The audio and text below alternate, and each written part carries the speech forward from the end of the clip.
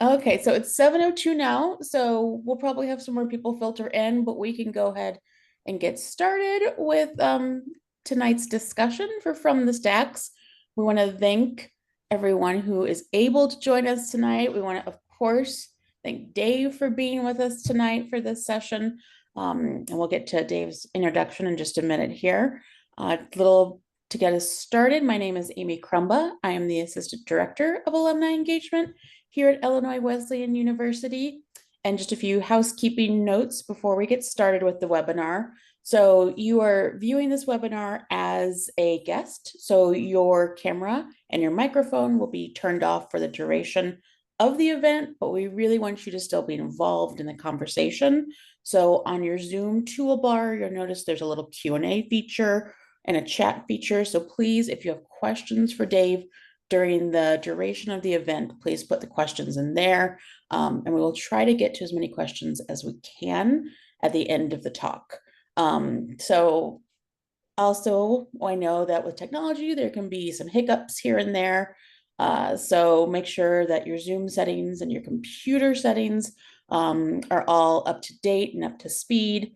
And when in doubt, just try signing out of the webinar and signing back in if you're still having technical difficulties.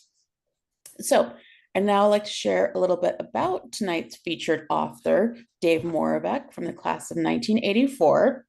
So Dave is a respected keynote speaker, storyteller, entrepreneurial therapist, and accomplished business leader with over 40 years of experience in a variety of industries. A Chicago native, Moravec graduated from IWU with a degree in business administration and has been starting, building, and growing the profitability, performance, and value of organizations ever since. In 2020, he relocated to Cincinnati to become the current president and CEO of the Colerain Chamber of Commerce, which we were just talking about, splitting his time between business consulting, event planning, and his lifelong passion of writing, which we'll discuss tonight. And you may also notice that we have someone else with us tonight. We have a special guest co-host. This is Olivia Ruff. She graduated from Illinois Wesleyan in the class of 2019 with a degree in English literature and secondary education. So welcome, Dave, and welcome, Olivia. We're really excited about the conversation tonight for From the Stacks. Thanks for having me. Yeah, thank you. We were talking about this today in the office. We're really excited to dive into the book, into the conversation, and hear your thoughts about your process and everything. Absolutely. Thanks for that intro, Amy. We have a couple prepared questions for you, Dave. And then, like Amy said, we'll take questions from the audience as well. So I'm going to kick us off with our first question. And so the first question is all about Wesleyan, since that's the thing that brought us together today. So let's go back in time to your time as a student at Wesleyan. Did you always have a love for writing, even as a business major? No, I did not. I had Professor Bray, Dr. Bray for freshman lit, and I was just glad to get passed with a C. I was not a very good writer. I did have in high school, went to a very large high school, Lyons Township in LaGrange, and we had options as a senior. And I took a creative writing class with Dr. Lally. He was one of the few doctorate teachers at the high school level. And I just remember Dr. Lally encouraging us to journal, to write poetry. My mom wrote poetry. And so that kind of, it's different than writing papers and, just doing research kind of stuff at that time, 18 to 21. I didn't have the focus. Oh, it's great because now we get to enjoy your writing now that you've found your love for it, thankfully for us. This is also a Wesleyan question, and for our guests who don't know, although some of your classmates may know, you were Tommy Titan while you were at Wesleyan. So similarly, and it goes across the tracks, Charlie has some interesting college jobs. As we all read in the book, he works at drives a little train in an amusement park, so he drives the students around, the kids around. So in thinking of that as your time as Tommy Titan, what have your own life experiences, both in college and then the rest of your life, how have those informed your creation of Charlie? Yeah, the way I tell it is that Charlie is Dave and Dave is Charlie. There may be some embellished stories. There may be some things that Charlie does that Dave wishes he had done, or vice versa, within the story. But I tried to draw upon some of the fun things that I did in high school and college for jobs. I did drive the train at Kittyland in Melrose Park for 2 summers. And my mom always told the story that her son was going to Illinois Wesleyan to become an engineer. That just, it had a ring to it when my mom told the story. One summer, I inspected bottle caps in the middle of the night on third shift because it paid twice as much as any other job would. And working in a factory gave me good reason to go back and get a degree and finish up my degree in business administration. Lastly, in the book, I write about a guy named Andy Rash. Rash is kind of, we were talking about word pictures before and similes. Andy Rash had a rash of stories he would tell. And the motto of the Rash Pharmacy was, "We're itching to serve you." And that made it into the book. I love that. Love play on words. So do you feel like too, any of your other experiences throughout your life, does it all inform Charlie? You said that you wished that some of the things Charlie did, you could do. Do you have a specific thing in mind you think of when you say that? Yeah, easily, because the Cubs World Series in Cleveland, a good friend of mine who his name in the book is called Sarge, but Sarge had the opportunity to, on a whim, on a last minute opportunity to go to Cleveland for game 6 and 7 of the World Series. And I didn't get to go. I had to watch it on TV like most of the planet, but I lived vicariously through Sarge in the story, and wrote it into the fact that I got to go. That's great. As a lifelong Cub fan, why wouldn't I? Exactly. Exactly. Absolutely. It's like, yep. So, this book, Echoes Across the Tracks, is your first novel, but it's not your last. And so I imagine that we're going to have lots of your stories, like the Cubs story that you just shared, written into your books here in the future. But as a first-time author, this is your first book. What were some of your initial challenges in writing this book? Well, it's funny. The book was written in 9 days, and I really didn't have any problem writing. I type as fast as I can think. Sometimes I type as fast as I can read, and the writing came really, really quick. But the publishing of it, not knowing the process for finding an illustrator for the inside chapter designs, for the cover design, searching out a publisher and going through that process, I didn't know what I didn't know. And so I had to go out and research. And what I did was engage people that I had written books before me, or people that I knew that had written books. And I just started taking in all of this information and journaled from it and said, no, I don't want to do it this way. I'd like to do it this way. And I want to control the content. If you sell your book through a traditional publisher, it's probably, for a first-time author, going to take years, not weeks or months. And I published the book in 4 months from the time that it was started. So bringing it to fruition quicker was on the to-do list. I got to know a guy named Dave Atkinson down in Kentucky. He's a Chamber of Commerce leader, and he went through 27 edits of his book. And he gave me some advice that said, don't scrutinize every single sentence. You could always make it better. It took him 18 months through the editing process because he wanted it to be perfect. And I said, okay, I can live with that. And he said, when it's done, it's done.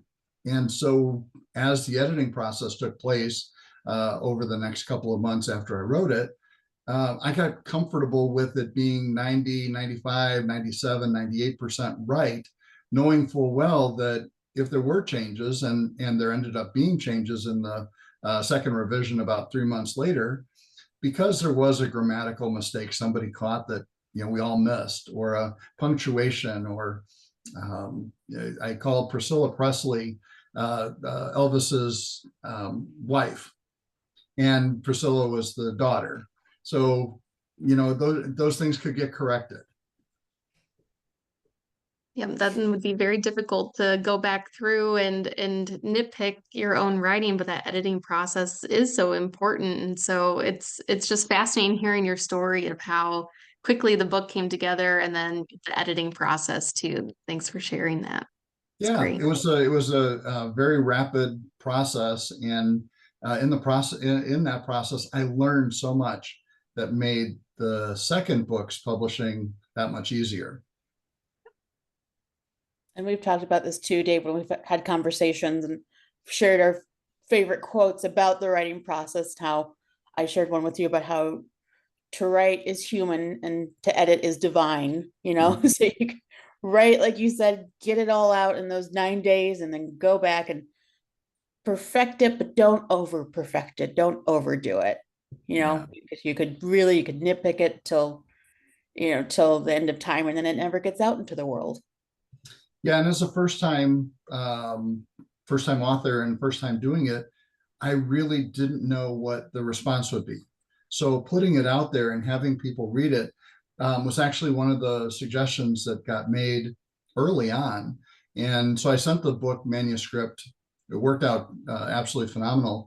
I don't say coerced, but I asked 20 business friends if they would read either 3 chapters or 8 chapters of the book.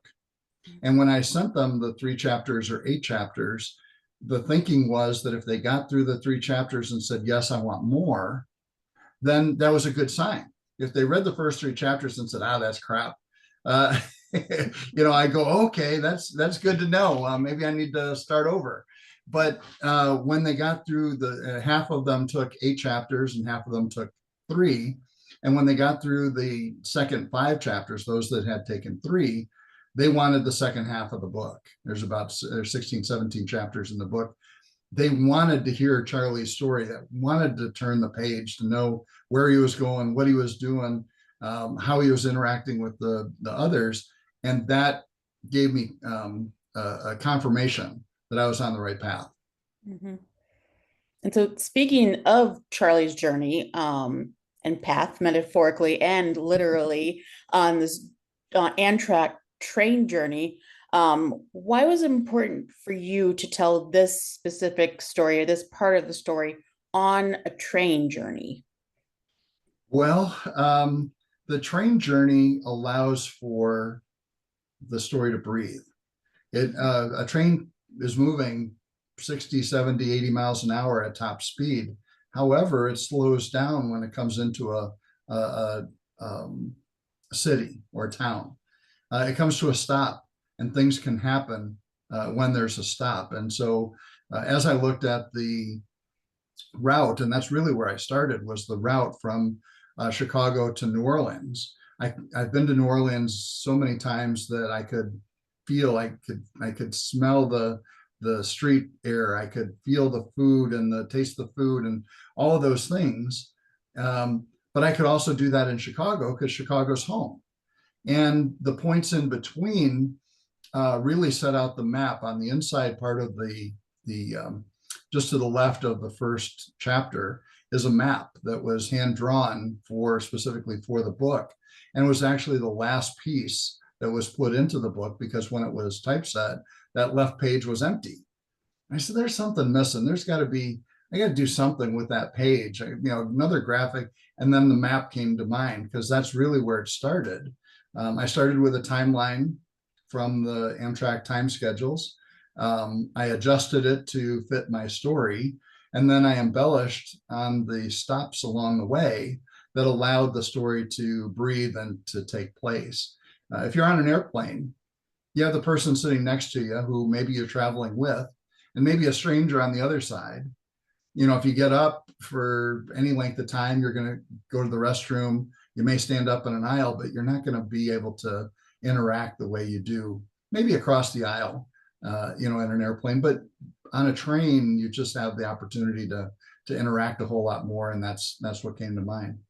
Mhm. I think that's a great description of why you chose a train for that mode of transportation. And I especially loved as I was reading this times when Charlie would hop off the train and go explore those cities. And so I thought that it was a very unique part of your writing and the storytelling of how when he would step off of the train, he would be transported back in time. And so can you describe what that research process was for the historical references and the various locations that Charlie visits? Yeah, it was actually pretty simple because my mind is simple. It didn't need to be very descriptive. It didn't need to be as detailed as an 80,000 page novel that people wanted to read about. The lights were ambient in nature, and I didn't get that detailed into it. However, the time travel portion of it and the selection of the cities was really important. The two places he steps off the train, one is the first is in Memphis, Tennessee. No, he's going to Jackson, Mississippi first, and the train is stalled effectively for a 2 or 3 hour period because of freight traffic, which naturally happens. And people get unnerved when their travel plans are interrupted by 10 minutes or 20 minutes. If you're waiting for a plane and you're standing there at the gate and they don't open up the door, you're getting tense. Well, on a train trip, if you're going to be stalled for 2 or 3 hours, you got to go do something. So Charlie does, and he goes and explores Jackson, Mississippi, and ends up interacting with two business owners, which help tell some business stories along the way. In Memphis is a large city, and it's also a crossroads city. Some rail lines don't go east and west, and some don't go north and south, but some, like Kansas City and Chicago, and in this case, Memphis, actually had two train stations, one that serviced the Illinois Central, the Gulf train north and south, but there was another train station 2 blocks away that serviced the east-west trains that were run by a different train outfit at the time, train company at the time. And it just made for a perfect setting to be able to interact with the staff. As it turned out, it was fortuitous. I didn't plan it, but the train station in Memphis was dedicated in 1914, a little bit after the time period that the book was taking place. It was end of June 1914 at that point. And so they were making preparations for this great railroad station, and it just made for a perfect backdrop for the step off. This just came up of my own curiosity as you're talking about all the train knowledge. How many train trips do you think you've been on personally?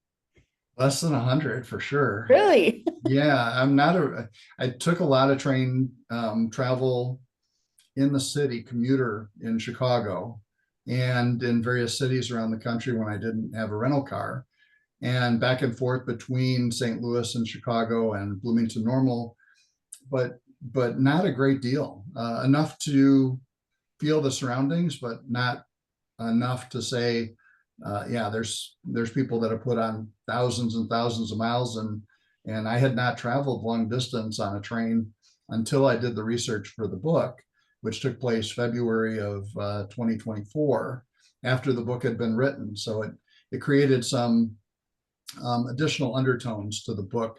I could see what the city actually looked like out the window, or how the conductor or the attendants interacted with, with the passengers, with the guests, as they call them. And so that final editing took place in the first part of February before it ended up going to publication in March. Mhm. And you kind of already touched on this, but I'm curious as well, similar to the way you use the train to convey the story and move it forward and give it some space. There's also this melding that which you kind of touched on a bit, the past and present coming together. So if you could talk a little bit more about the theme of time in the book and why the you used it in the way that you did. Yeah, there really wasn't a plan as I started the writing of the book that there would be a sequel. There wasn't intended to be another story that came from it. However, the 1914 component connected to a book called through what's called the Alexander Hamilton Institute. And back in the turn of the century, 1909 to 1919, this organization was formed to help educate business professionals so they didn't have to go to college. And these were textbooks, business lessons contained in these volumes of books. And I happened to pick one up that was from 1914. And I have been teaching from that over the 10-year period that I've had it. And I thought, well, there's a component that, that makes sense to incorporate. I don't know how it's going to happen. So I just continued typing until I got to Jackson, Mississippi. But then I had to go back and do some preparatory work to make that happen. So you actually see the foreshadowing of that in the early part of the novel. But 1914 is a critical juncture in our country's history. It's approximately 50 years since the end of the Civil War, and in the South, the segregation was still prevalent, was still significant in 1914, 50 years later, even though the Emancipation Proclamation took place and we're all supposed to kumbaya. 50 years later, in 1964, and Martin Luther King and all the marches that took place in Mississippi and Selma, Alabama, and all those places, that was another 50 years. But at the time, 1914 was also representative of when the United States got into World War I and were pulled into the European War. And so that time period, anybody that was now my age, Charlie's about 70, early 70s in the book, would have gone through the Civil War in 1914. They would have lived through that. Their kids, their brothers and sisters, there would have been turmoil that still existed. And so I thought it was a good contrast to the peace that we have today and to look back on it. Absolutely. And I think that that's a cool choice that you made with those interactions with other characters in the book, where Charlie would, have his cell phone, or there would be these little tidbits from the future, and that Charlie didn't dive into, like, oh, just you wait, there's, World War I coming right around the corner. That would have been so tempting to make that interaction, a little bit more giving on Charlie's end of details. And so what made you pause and not have that be part of the interactions? Well, there were actually two things, Olivia, and thanks for asking the question. That's a really detailed question that not very many people have asked me, but to dive into it, two things come to mind. One is the Back to the Future stories and the play that takes place in that time travel. It's a fun, entertaining, that's what it's intended for. The comparison of Biff and winning the bets because he has the future, the future scores of the game, and Marty McFly and all of that. I could have gone that direction, but it's already been done, right? The second thing was that the theme of the book was business related. I had to ground it in something from a business perspective, and so the characters of Julius and Aberdeen really they drove the connection back to the Alexander Hamilton Modern Business book, and taking some lessons that I had taught over the last 10 years and incorporated them into that story to keep it grounded without going, far afield, and then having the reader go, what just happened? What? So that is a grounding piece that wasn't it was a pretty quick decision. You have such a great way with your storytelling. And so, yeah, it definitely could have gone into the Marty McFly realm, but I think you did a beautiful job of towing that line. You mentioned some of the characters that Charlie interacts with. And so I'd love to hear more about how did you develop those characters? Were they inspired by real people, or were they a product of your creative mind? Yeah, that's again, a great question. The um, experiences that I've had over my 60 plus years, I was in business to business sales and leadership for a great many years after Illinois Wesleyan. And there's compilations of individuals that took place. I don't want to say stereotypical, because they're not. These characters are very real. We could use Aura as an example. Even Aura's name was like a snap of the fingers. Oh, that's cool. It kind of carried the aura of his story. But he's a cab driver, and he's among the first people that Charlie interacts with in the story. And the cab driver has a story of his own, and I won't ruin it for your readers unless the reader wants to ask a specific question about Aura.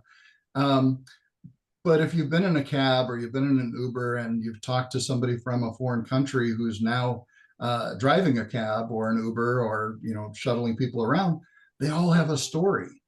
You just have to ask. And if you don't ask, you sit in the back of the cab and you mess around with your phone or whatever, you don't get that story. And so I probably had countless stories that are built up in my head, and Aura's story would be just that. You can picture the accent that he carries with him, a combination of Ugandan and East African, and Southern drawl New Orleans that's acquired over an extended period of time.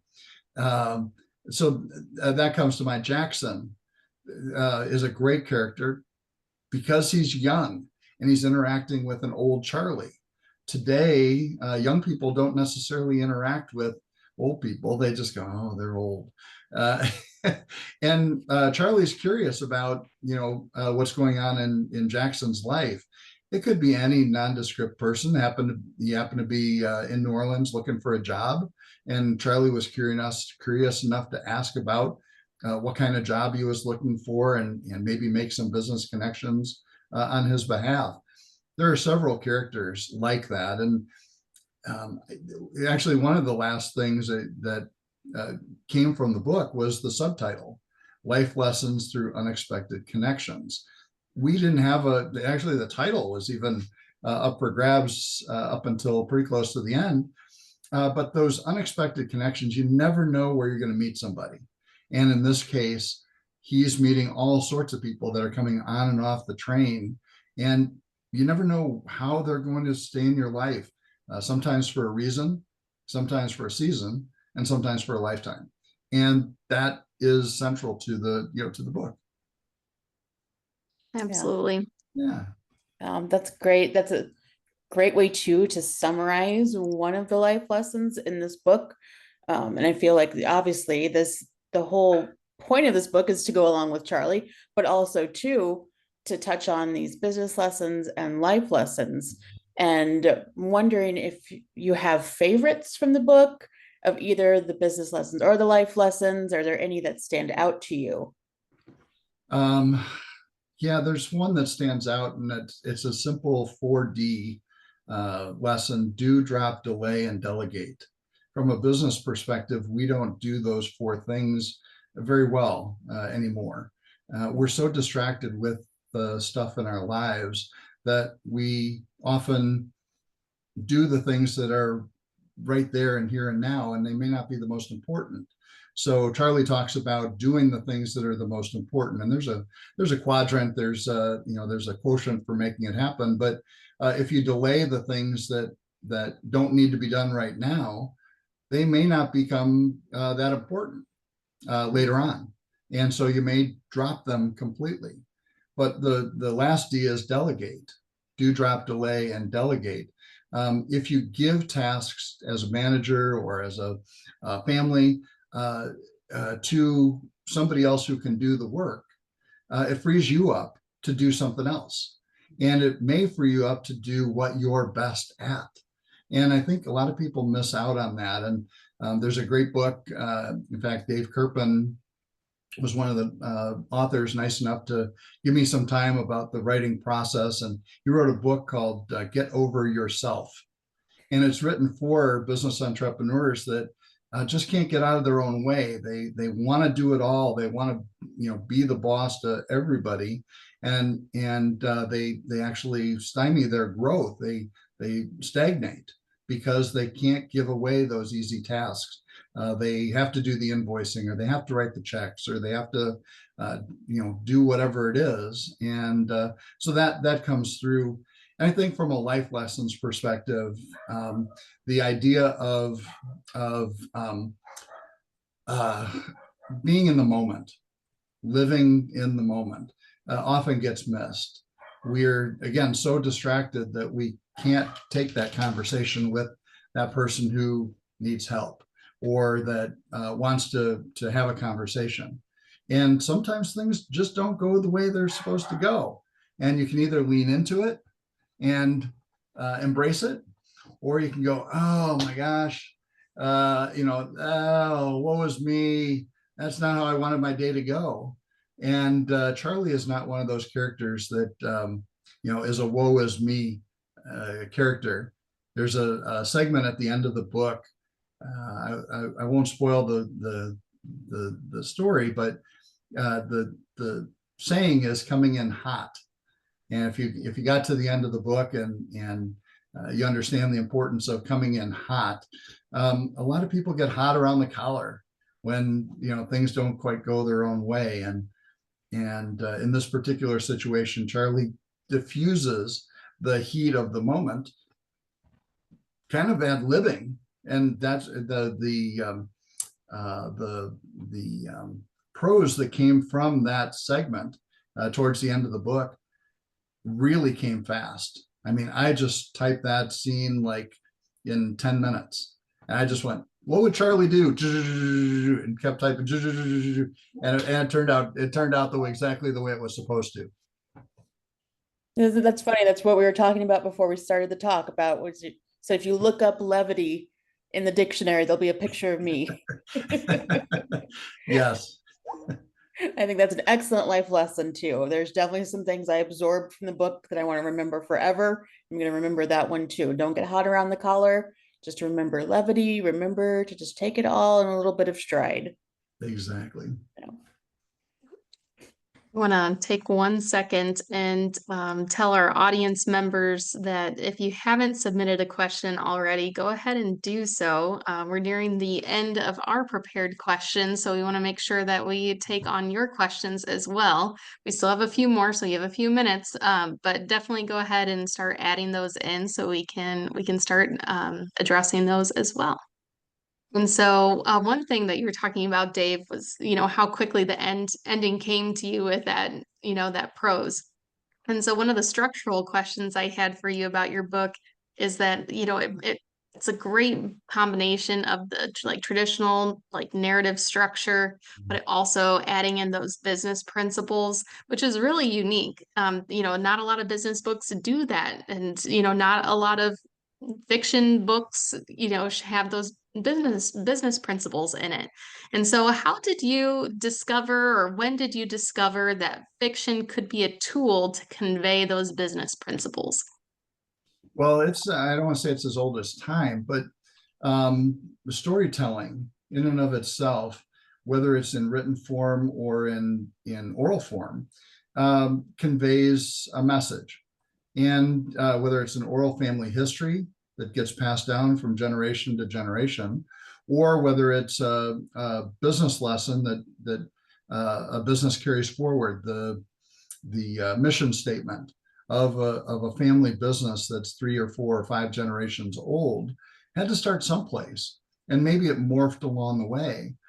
But as far as business parables go, they've been around for a long, long time. I mean, Og Mandino is a great, he's got some great storytelling and wrote several in that format. Bob Berg, who's written a book called The Go-Giver and a series of book called In the Go-Giver series, he and I have become friends as a process, in the process of becoming an author. And there's many others that are out there. Who Moved My Cheese be an excellent one from a business perspective. Gung Ho, Whale Done. There's a lot of them out there. What I've found in my own writing, now having written the sequel to the book and thinking about the continuation of this branding, if you will, around Echoes, is that the fun portion of it. One of the things that's different about Echoes Across the Tracks is that you don't get to the end of the chapter and have to do some homework. You're not going, well, what did I learn from that chapter? Put your life experiences to the test of what Charlie or what the chapter was all about. It was intended to be a page turner, and just like I had said earlier, with my business friends that read it, they said, this is really unique because my sense of humor comes out, the storytelling comes out, and the life lessons or the business lessons, either one, come out all jumbled up. And when you get to the end of it, and now the two of you have read it, when you get to the end, how do you feel? You feel good? Mhm. Yeah. Yep. Yeah. There's a happy ending. And that's Yep. that's important to have a happy ending. There's not as much conflict, and I took a little bit of criticism in the first book from some people that read it and were more critical. Olivia, you got an English degree and you've probably read a whole lot more books than I have. I've got some here on my back shelf, and I've got shelves over here and over here. But there oftentimes needs to have a conflict that gets resolved. In this case, the journey was the conflict. He was main character's heading to the airport. His flight gets canceled, and the cab driver Aura suggests that he take the train instead. And he could have said, no, you know what, just take me to the airport, I'll wait it out. But he doesn't. He embraces it and he goes into this journey. For some people, that's the conflict. Would I really do that? Would I really go on the cab driver's suggestion to take a 20-hour or 30-hour train ride to Chicago, as opposed to getting to the airport, waiting a couple of hours, and getting the next flight to Chicago to get to my destination? And that's really turned out to be a bonus, if you will, after the fact, because it's led into the conflict of the sequel of the book and ultimately make me a better writer. That's that Charlie's, journey, like you said, is that initial conflict. And then if anybody has ever traveled, that traveling, it's you against the journey, right? So I think that is very fitting for the conflict for the book. I think it was well done. Thank you. Yeah, absolutely. And as you just mentioned, you've been working on the sequel, and as we heard in your bio and we've heard in the discussion all night, you are very prolific in business and now becoming prolific in writing. So what's next for you? What are your plans moving forward with writing? Yeah. Well, what I've decided to do is to brand the word echoes, echoes, echoes, echoes, echoes. And what it does is it reverberates the sounds that come from that. If you're going through a tunnel and you yell hello, that hello, hello, hello comes back to you. And we have these voices in our heads that are telling us to do this, but we go and do that. And sometimes they're in conflict with one another, which is good. sometimes you need to listen to them, and deciding when to and when not to listen to them will be a central theme to the future writing. What I decided to do was finish Charlie's story from where it was left off. And there's a central conflict that Charlie has, and this will be a spoiler alert to the second book because it is at the publisher. It will come out in the next 2 or 3 weeks, called Echoes to Remember. Those that are on here can watch for it to come out. I'll make sure that Wesleyan knows where to get it. But Echoes to Remember, Charlie is conflicted. He's an aging business consultant, and he's conflicted with who he can tell that he did this time travel thing with. Because, who's going to believe him? Are they thinking he's senile? Is he a little off his rocker? And that creates some conflict within him. But it also grounds him in what he knows to be true.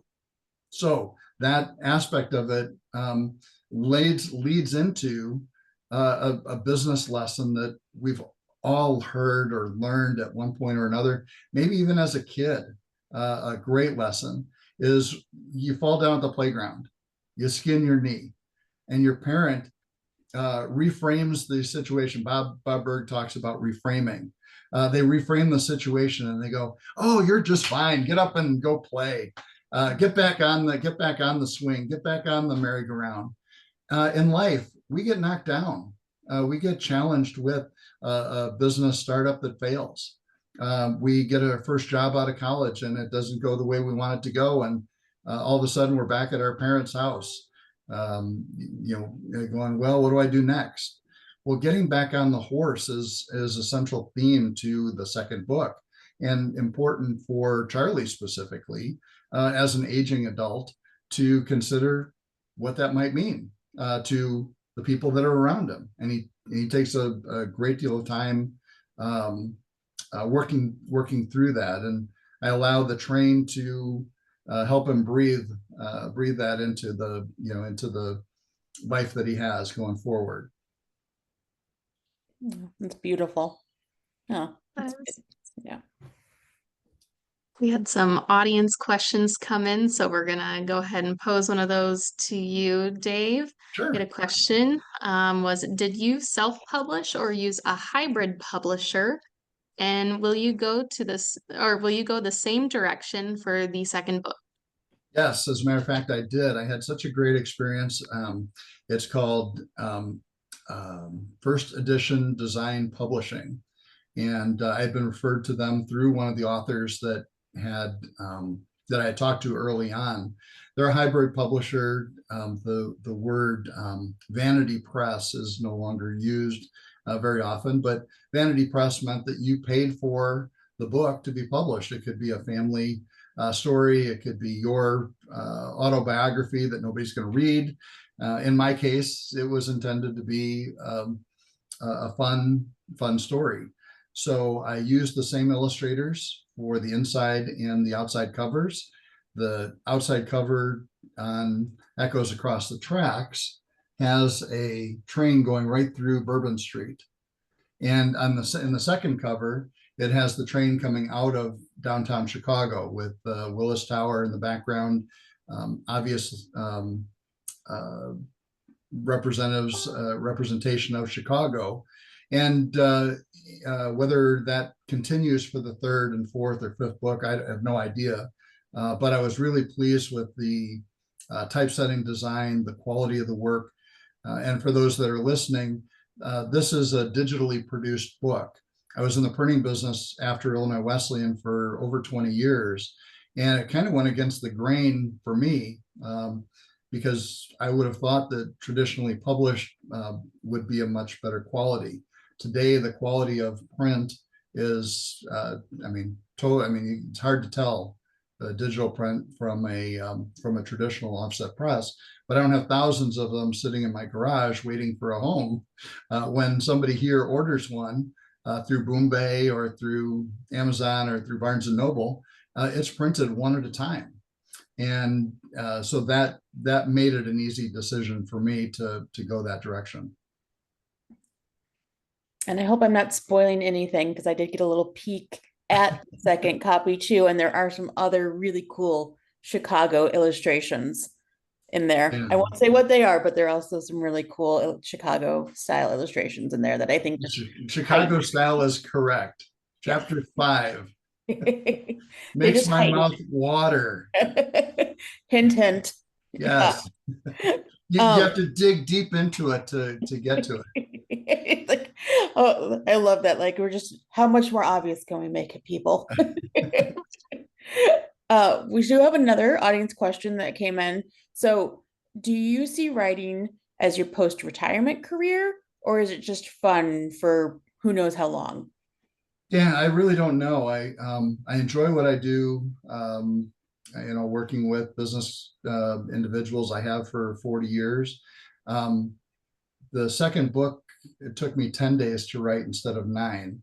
And what I don't want to say concerned about, but um, at some point, maybe I'll have writer's block. Maybe I won't know what comes next, excuse me, to the next story or where it continues. And maybe that will, stymie me. It'll stop me from going to the next step. But I've enjoyed it.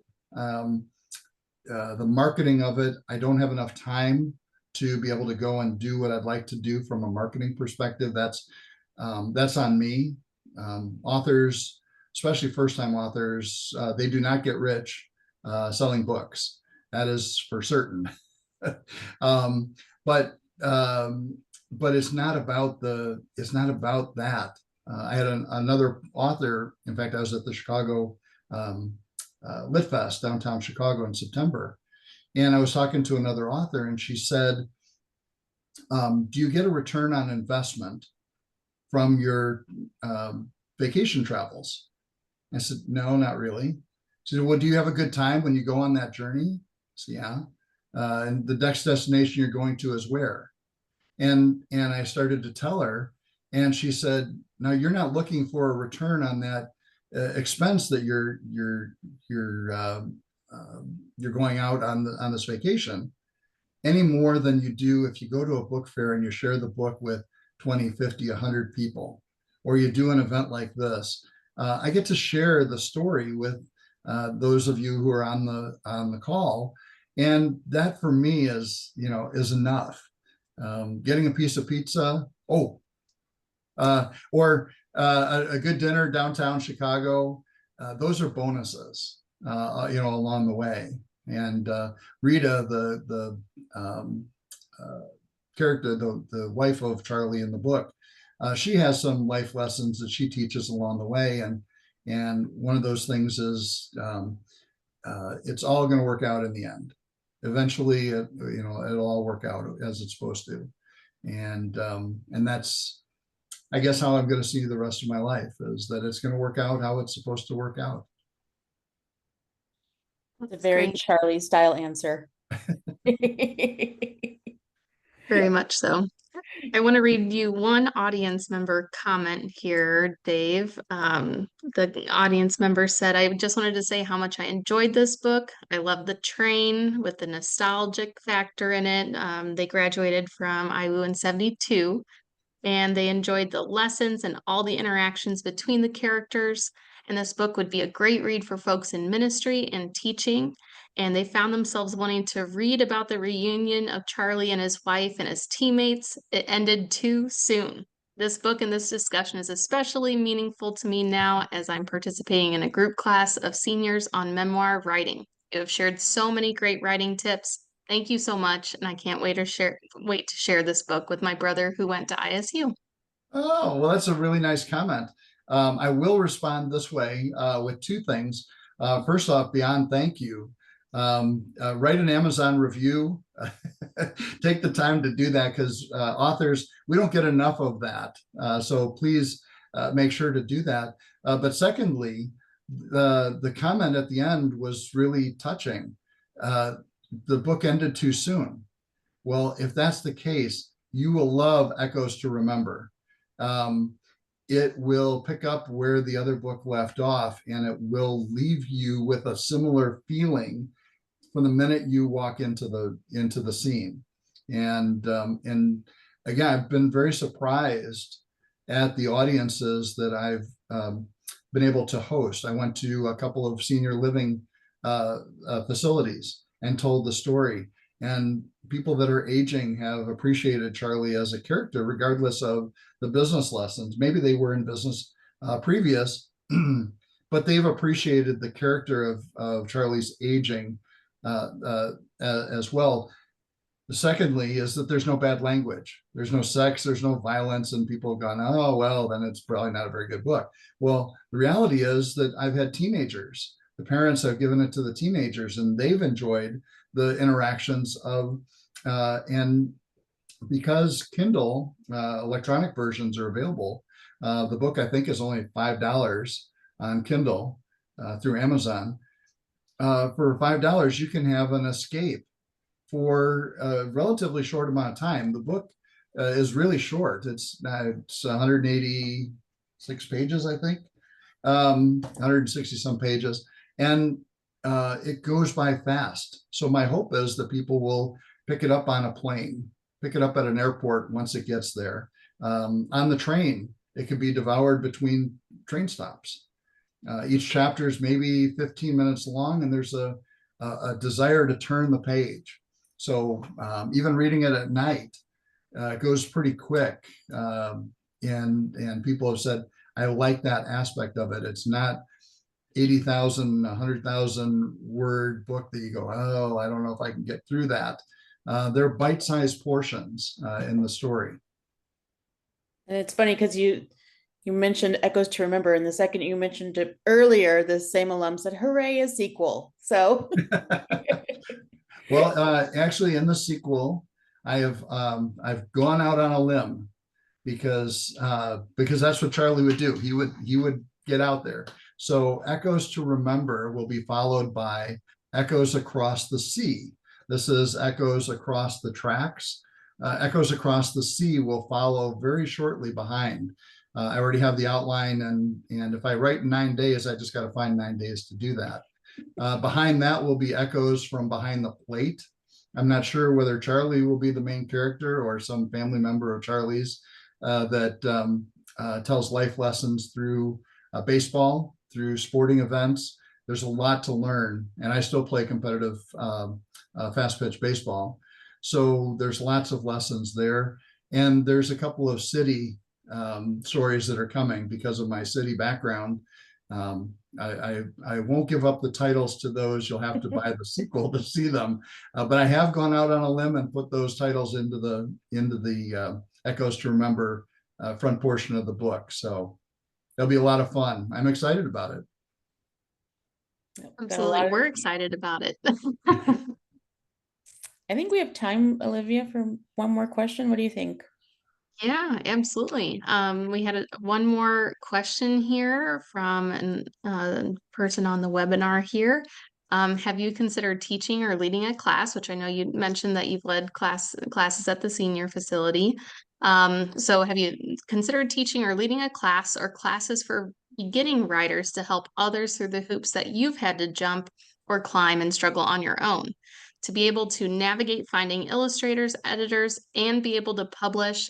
I've seen so many classes advertised, but I'd be more interested in taking a class from you, a fellow IWU alumnus, with such an interesting perspective and experience. Thank you either way, and for doing this talk with us. I can't wait to read your next book. Teaching is fundamentally inside of me. It has been, whether it was teaching Sunday school in church, whether that was sales leadership and training of a sales team, whether that was teaching the management team of the companies that I've been a CEO of, the lessons of business turnarounds or business success. However, to be a subject matter expert in this particular space, I feel like I would need a whole lot more experience to be able to do that.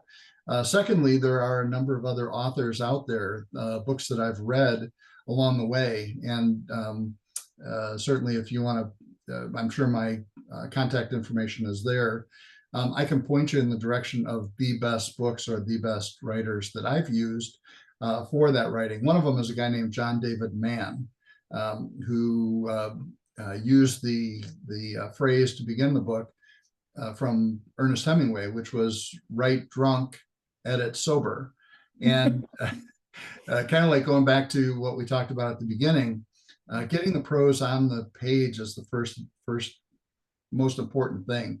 I've talked to so many people. I mean, I've probably done 30 events in person.